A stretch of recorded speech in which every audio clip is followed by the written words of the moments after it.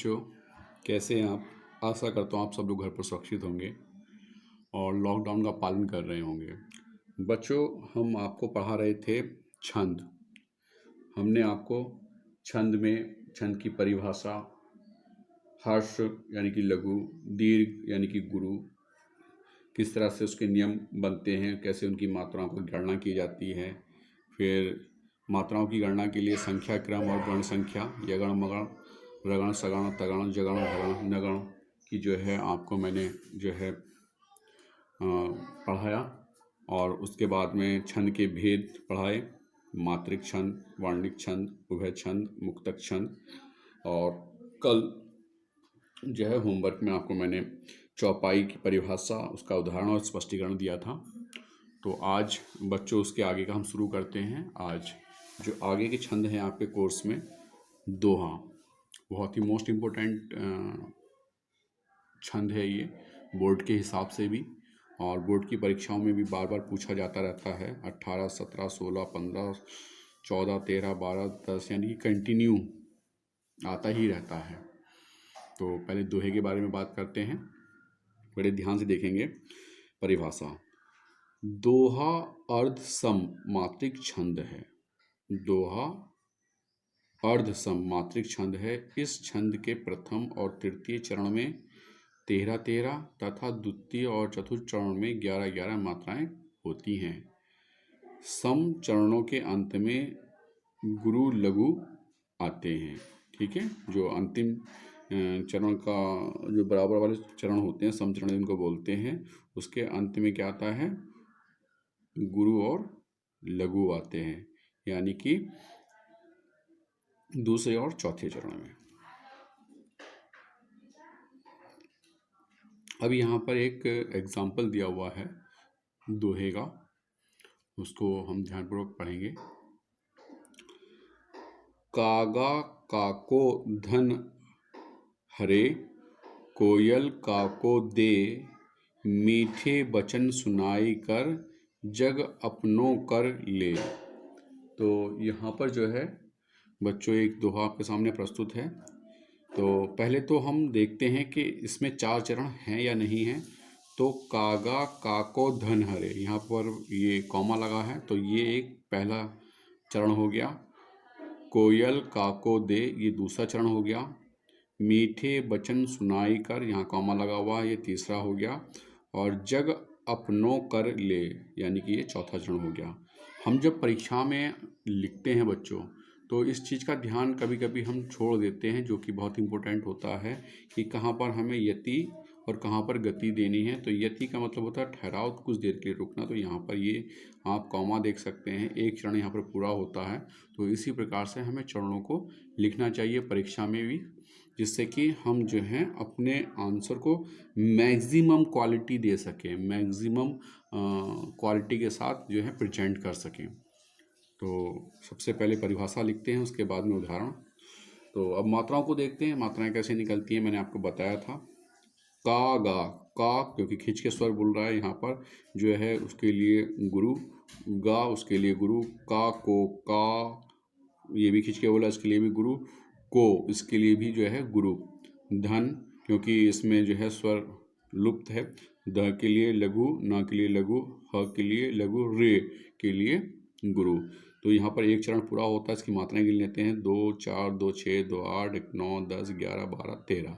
तो ठीक है, पहले और तीसरे चरण में कितनी 13 मात्राएं होती हैं, तो इसमें 13 है। ठीक, दूसरे और चौथे में 11 होती हैं, दूसरे और चौथे में 11। तो अभी दूसरा वाला चरण है, इसको गिनते हैं। को, तो यहाँ पर इसके लिए गुरु, फिर य के लिए लघु, ल के लिए लघु, का गुरु, को फिर गुरु, दे के लिए गुरु, य के लिए लघु। तो यहाँ पर हम गिनते हैं 2, 1, 3, 4, तो 6, 2, 8, 2, 10 और 1, 11। तो यानी कि 11 मात्राएं। तो इसी प्रकार से नीचे भी मात्राओं की गणना की गई है। तो यहाँ पर ये एक अच्छा उदाहरण है दोहे का। अब हम इसका स्पष्टीकरण देखते हैं। इस उदाहरण में 4 चरण हैं।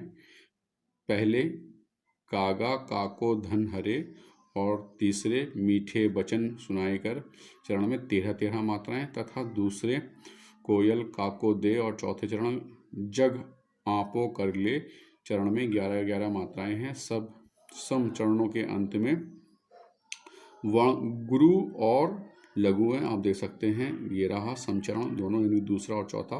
तो यहाँ पर ये गुरु है और ये लघु है, ये गुरु है और ये लघु है, अतः यह दोहा छंद का उदाहरण है। ठीक, स्पष्ट हो गया। इसी तरह से हमें जो है इसको करना भी है। दूसरा देखते हैं, सोरठा। परिभाषा। दोहे का उल्टा रूप सोरठा कहलाता है। यह एक अर्धसम छंद है, अर्थात इसके पहले और तीसरे चरण तथा दूसरे और चौथे चरण में मात्राओं की संख्या समान रहती है। इसके विषम पहले और तीसरे चरण में 11-11, यानी कि उल्टा हो जाता है। दोहे के पहले और तीसरे चरण में 13-13 होती हैं, इसमें 11-11, तथा सम दूसरे और चौथे चरण में 13-13 मात्राएं होती हैं। तुक विषय चरणों में ही होता है तथा सम चरणों के अंत में जगण, यानी कि एक लघु एक गुरु फिर लघु का निषेध होता है, यानी कि रिपीट नहीं होता। ठीक, सम चरणों के अंत में। उदाहरण देखते हैं। मूक होई वाचाल, मूक होई वाचाल प्रथम चरण है। पंगु चढ़े गिरिबर गहन, ये दूसरा चरण है। जासु कृपा सु दयाल, ये तीसरा चरण है। देब्रो सकल कली में दहन, ये चौथा चरण है। यानी कि 4 चरण हो गए यहाँ पर। अब हम इनकी जो है मात्रा गणना करते हैं। मूक यानी कि ऊ खिंच के बोल रही है यहाँ पर, ये मात्रा स्वर तेज ज़्यादा समय ले रहा है। तो 2 गुरु, फिर का के लिए लघु, होय हो के लिए गुरु, ई के लिए लघु, बा गुरु, चा गुरु, ल लघु। तो गिनते से 2 1 3 4 5 6 6 2 8 2 10 और 1 11। तो यानी कि 11 मात्राएं हो गई पहले चरण में। अब दूसरे को गिनते हैं।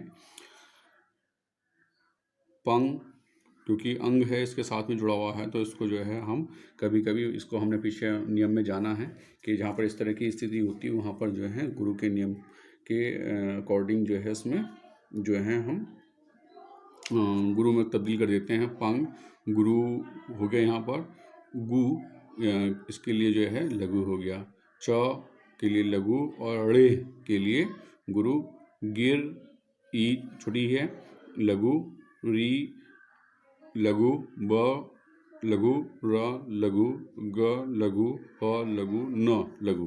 अब इन्हें काउंट करते हैं। 2 1 3 4 2 6 1 7 8 9 10 11 12 13। तो इसका मतलब ये हो गया कि पहले और तीसरे चरण में तो जो है आपकी 11-11 मात्रा होंगी, दूसरे और चौथे चरण में जो है 13-13 मात्राएं हो गई। ठीक है, स्पष्टीकरण करते हैं। इस उदाहरण के पहले चरण यानी कि मूक होई वाचाल और तीसरे चरण जासु कृपा सु दयाल में 11-11 मात्राएं हैं, तथा दूसरे पंगु चढ़े गिरिबर गहन और चौथे चरण दैवो सकल कलिमल दहन में 13-13 मात्राएं हैं। विस्मय चरणों में तुक है और सम चरणों में जगण नहीं है, अतः यह सोरठा छंद का उदाहरण है। ठीक, चलिए अगली बात करते हैं जो आपके सिलेबस में है, वेरी इंपॉर्टेंट, कुंडलियाँ। परिभाषा। यह विषम मात्रिक और संयुक्त छंद है। इस छंद का निर्माण दोहा और रोला के संयोग से होता है। ध्यान रखिए, दोहा और रोले के संयोग से, यानी कि दोहा और रोले को मिला दीजिए तो जो है एक कुंडलियाँ बन जाता है। इसमें 6 चरण होते हैं। आरंभ में दोहा और पश्चात में 2 छंद रोला के होते हैं। इसके प्रत्येक चरण में 24 मात्राएं होती हैं। ठीक है, प्रत्येक चरण में 24 मात्राएं होती हैं।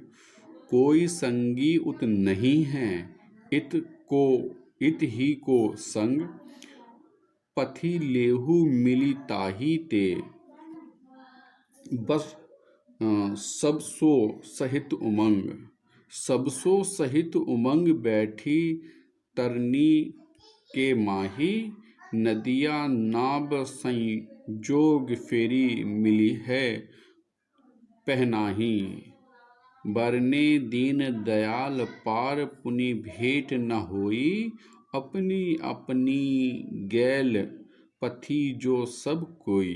तो यहाँ पर आप देख सकते हैं कि इसके 6 चरण हैं, 1 2 3 4 5 6, और जो है इसमें दोहा और रोला मिलकर इसको कंप्लीट करते हैं। और एक बात विशेष और भी है कि यहाँ पर जो दोहे की जो अंतिम लाइनें होती हैं, सबसो सहित उमंग, तो वो जो है रोले की उससे शुरू होती हैं, सबसो सहित उमंग। इसका भी विशेष आप ध्यान दे सकते हैं। अगर इस चीज़ का आपने ध्यान कर लिया तो आप इससे पहचान जाएंगे कि ये कुंडलियाँ हैं।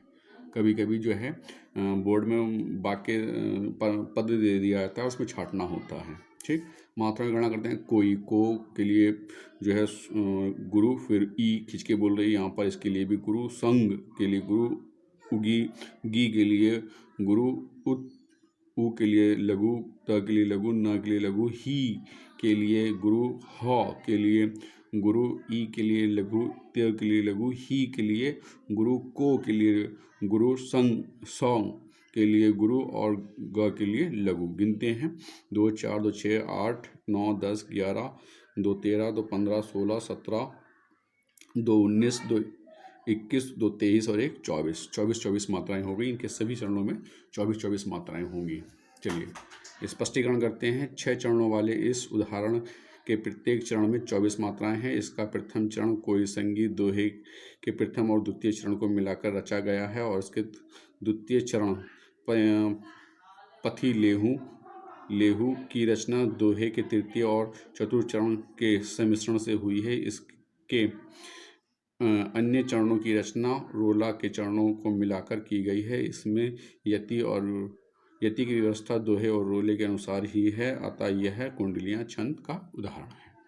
तो बच्चों, आपको जो है होमवर्क में करना है दोहे की परिभाषा, उसका उदाहरण स्पष्टीकरण, उसके बाद सोरठा परिभाषा, उदाहरण और स्पष्टीकरण, कुंडलियाँ परिभाषा, 2 उदाहरण और स्पष्टीकरण, ये आपको होमवर्क में करके मुझे सेंड करना है। तो आज के लिए इतना ही। Have a nice day.